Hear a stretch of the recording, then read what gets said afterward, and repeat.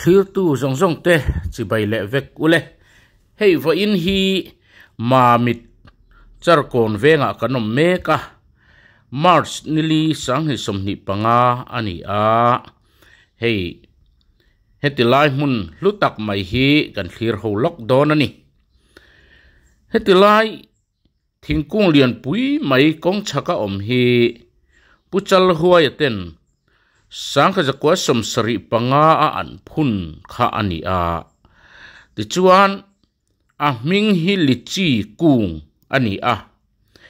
kumtin mai hianara tha em reng maya heti khopak kum tam to si ra nem em mai hi kan thlir ho don ani hei han thirila lichi kung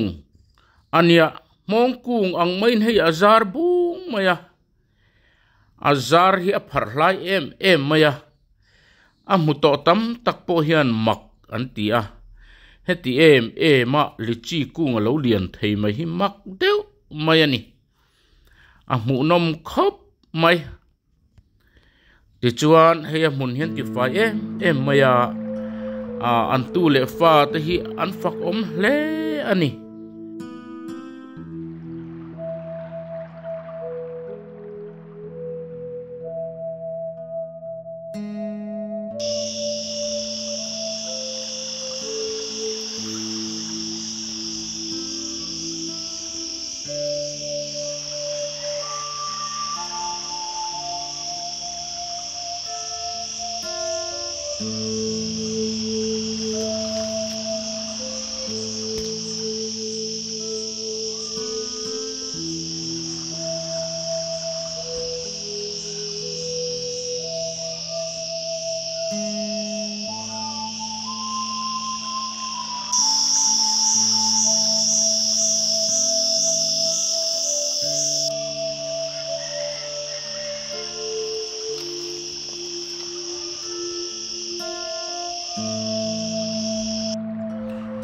ti chuan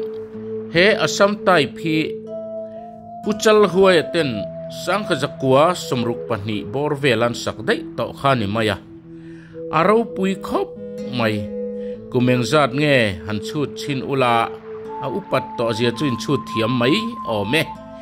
ti chuan tu na hian an tu le fa te an chenga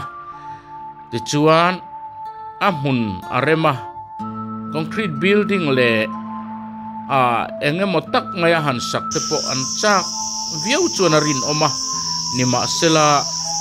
an pi le pu te sul nu hian lut em awangin an thiat phal lawati hian an ma ni hian an chen chil te zoka aro pui khop mai tin a thir tu te tan po hianin a hlu em maya amunan tinuama antifaya an chaibol tha a hlutak setani tin asam tai phi heti em hian alo tlo thei ani hi ti kan han mu ringot mai te po hi tha khop mai aro pui khop mai